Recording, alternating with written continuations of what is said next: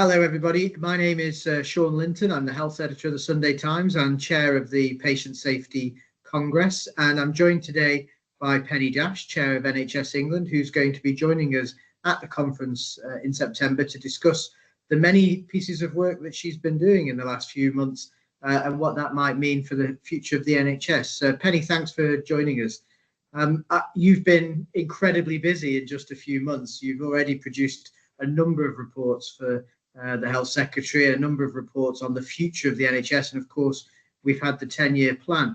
There's a lot been going on. I wonder if you can just give us a bit of a sense of, from your side, some of the most important things that have been coming out in the last few weeks and months, and what we might get into when you and I sit down in September.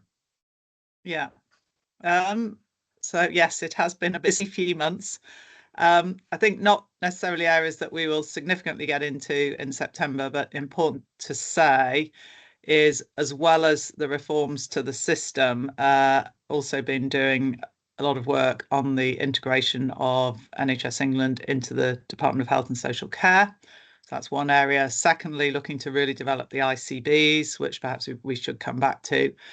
And then thirdly is all the elements of system change, system improvement and care improvement. And I think on that latter bit, the most important things for me are, first of all, we've absolutely got to get neighbourhood healthcare up and running. Already some fantastic examples of care in different parts of the country. How do we make that much more widespread?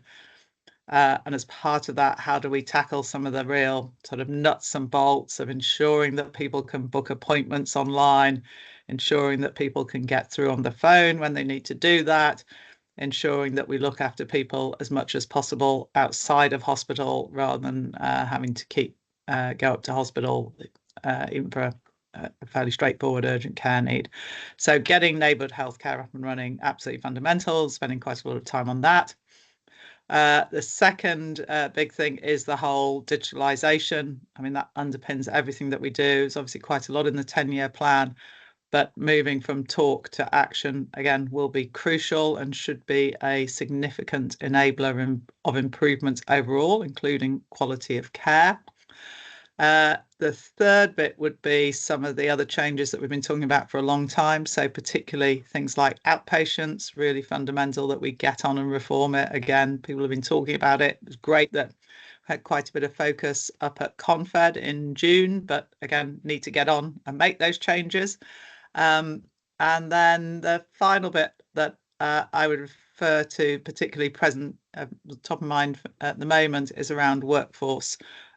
We have committed to producing an updated workforce plan. I'm quite involved in that, and that will be a key area. So that's just some of the things. And then underpinning all of that is looking at all of the elements of the 10-year plan, plus areas of care that weren't necessarily perhaps quite as high profile in that, and ensuring that we have a clear way forward towards significant improvements.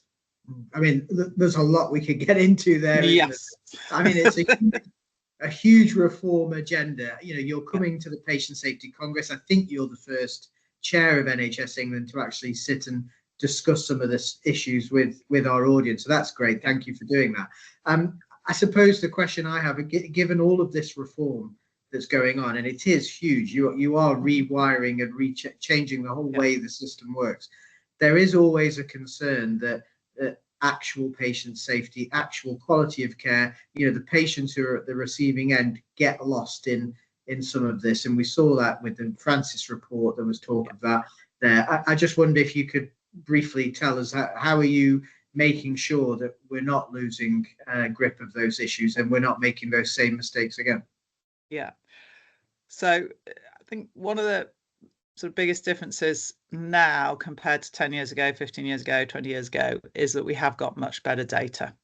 And crucially, we've got ways, particularly using advanced analytical tools and so on, of looking at far more data and looking at that more comprehensively.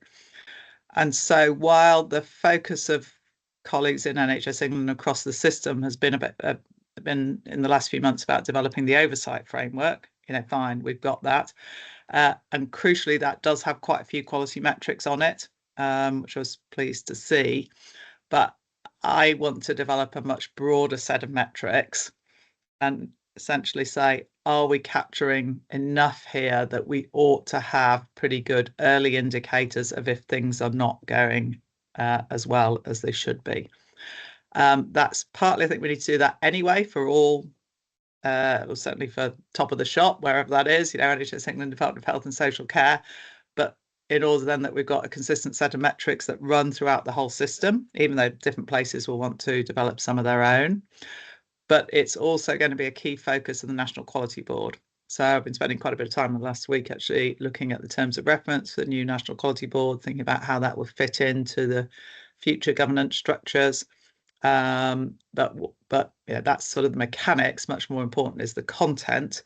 And one of the key things that I think the National Quality Board needs to do is agree on that priority set of metrics. And people historically would have always said, oh, you can't look at more than 10 things or 20 things. I don't think that's true. I think it's perfectly feasible nowadays to be looking at 200 or even 300 metrics, and you can spot when things are moving in the wrong direction.